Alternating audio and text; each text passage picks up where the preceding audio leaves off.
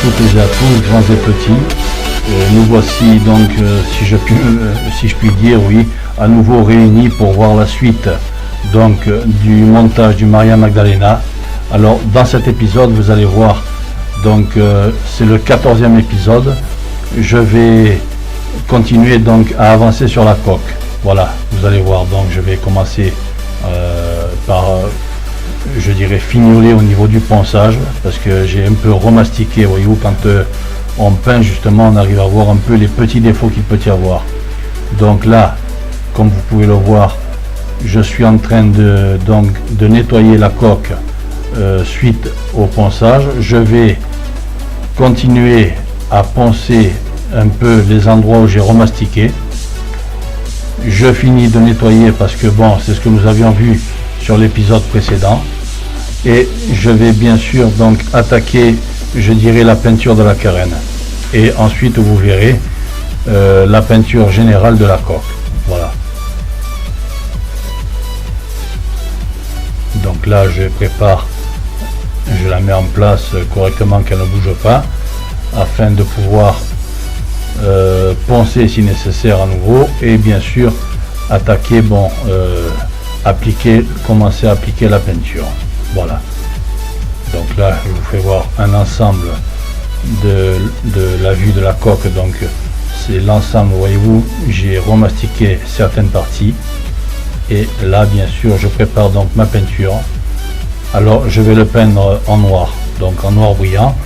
Je pensais faire la carène blanche, et puis non, j'ai réfléchi, je vais la faire noir brillant. Voilà, ça va changer un peu. C'est vrai qu'on est habitué à voir les carènes de bateau beaucoup blanches, bon, certaines noires, mais là je vais un petit peu changer, je vais la faire en noir. Voilà.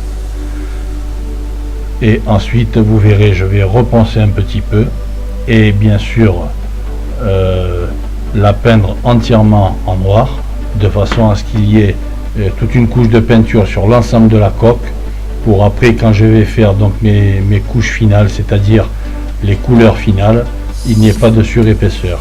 Voilà. Je vous laisse donc regarder au fur et à mesure l'avancement de l'application de la peinture sur la coque par elle-même.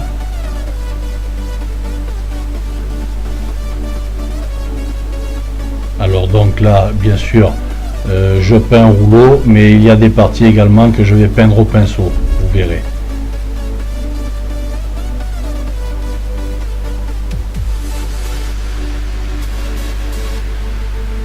Voilà, là je commence à attaquer la proue.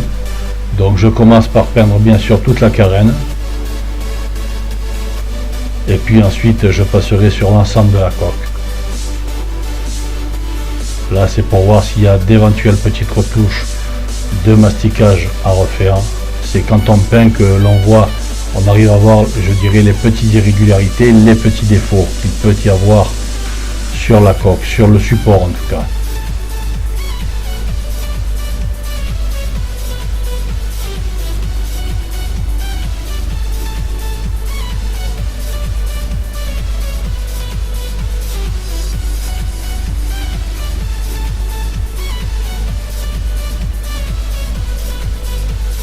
Que petit à petit la coque donc avance, la finition avance en tout cas, et je vais bientôt pouvoir attaquer donc je dirais à placer les autres éléments sur la coque, et puis bien sûr par la suite je vais pouvoir entreprendre donc je dirais l'habillage de tout l'habitacle. On se rapproche petit à petit de la finalisation du modèle réduit. Mais bon, là quand même il y a encore du travail à effectuer. On n'est pas arrivé au bout de nos peines, comme on dit.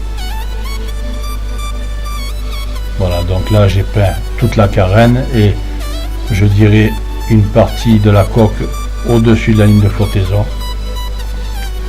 Donc pour l'instant la ligne de flottaison bien sûr est virtuelle, mais vous verrez ensuite quand les couleurs définitives auront été mises en place, celle-ci arrivera juste un petit peu en dessous de l'aileron, du stabilisateur qui se trouve à la proue.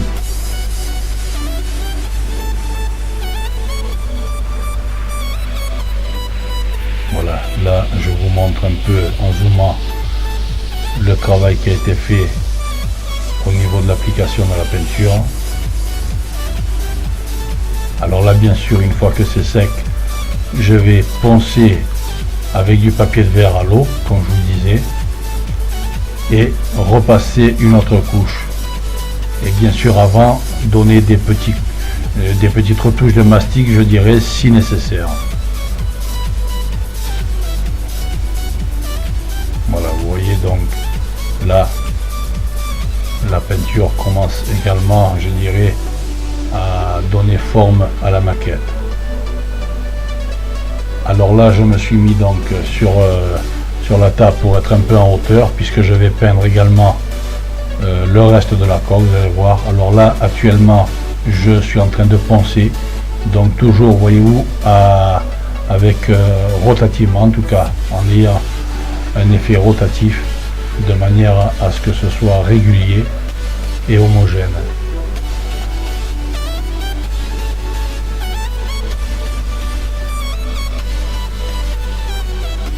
Et donc bien sûr, avant d'entreprendre la seconde couche, et bien sûr sur la totalité de la maquette, je vais attendre que ça sèche. Donc là, il y aura un temps de séchage, et vous verrez donc, bien sûr, ça n'a pas été, je l'ai filmé mais je ne l'ai pas mis parce que sinon le film serait trop long, comme je vous disais. Et vous allez voir que je vais donc attaquer directement par la suite la peinture donc sur la généralité de la coque, et ensuite éventuellement vous verrez vers la fin du documentaire quelques petites retouches de mastic. Voilà, donc là de toute manière sur cet épisode je m'occupe spécifiquement de la coque. Voilà.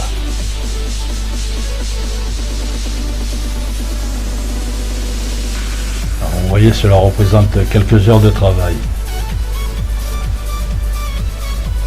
Alors bien sûr, je ne suis pas tout le temps, mais bon, là même en y étant de temps en temps, actuellement, je dirais que cela fait à peu près 14 mois que j'y travaille dessus.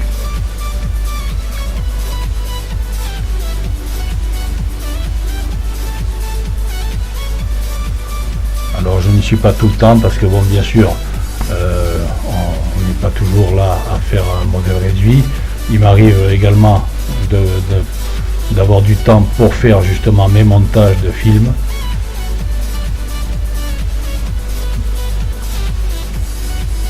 Vous voyez là, je commence à attaquer donc la seconde couche.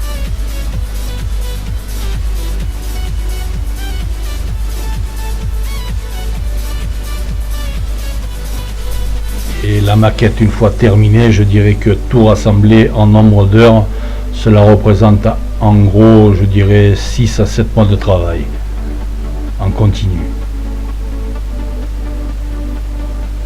En prenant bien sûr le temps de fignoler, de faire ça correctement.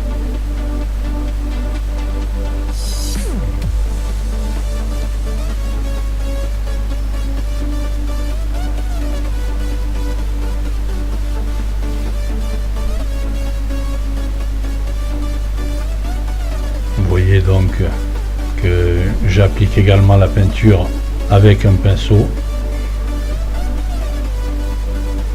Alors l'avantage du papier de verre à l'eau, c'est qu'on obtient ensuite des surfaces vraiment très lisses, ce qui fait que la peinture s'étale très bien, elle est vraiment uniforme et très homogène, donc on arrive à avoir des surfaces vraiment très lisses et on a l'impression que la peinture a été polie.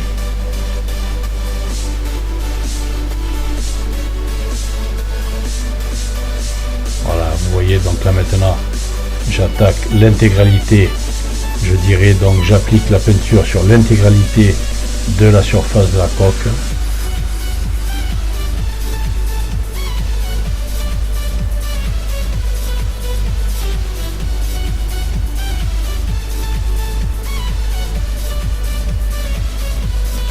Alors l'application de la peinture au maximum, bien sûr, avec le rouleau.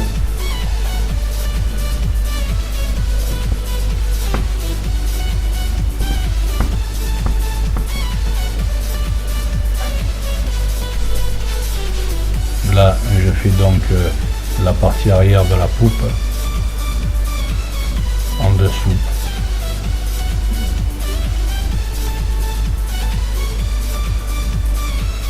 Et également bien sûr je passe une première couche sur l'aileron arrière, donc sur le stabilisateur.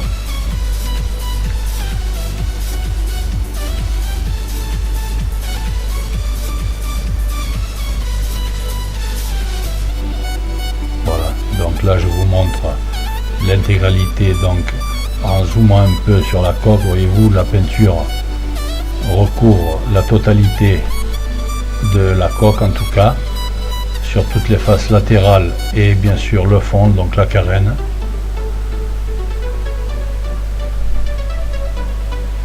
Donc là je vais laisser sécher la peinture actuelle.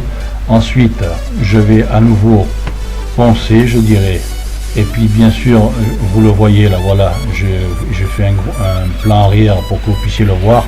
Voyez-vous, j'ai remastiqué par endroits et poncé. Et donc une fois que tout l'ensemble est sec, je rattaque à nouveau une couche générale, et cette fois-ci ce sera donc l'avant-couche définitive, je dirais, puisqu'après je vais reponcer à nouveau avec le papier de verre et passer une dernière couche qui elle par contre sera définitive. Voilà, donc la coque sera bien lisse.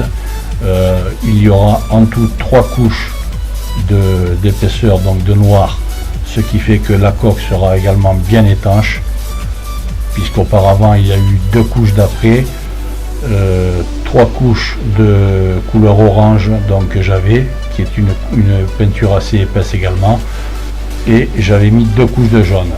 Donc vous voyez, la coque par elle-même, je dirais, est bien isolée, bien étanche. Voilà, chers amis, eh bien nous sommes arrivés également au bout de ce petit documentaire. Je vous donne rendez-vous pour le prochain, dans lequel vous verrez, nous allons continuer à avancer maintenant sur l'ensemble du bateau. Je vous remercie de votre attention et de votre fidélité. Je vous dis donc à bientôt. Merci à toutes et à tous. Une bonne continuation. Au revoir.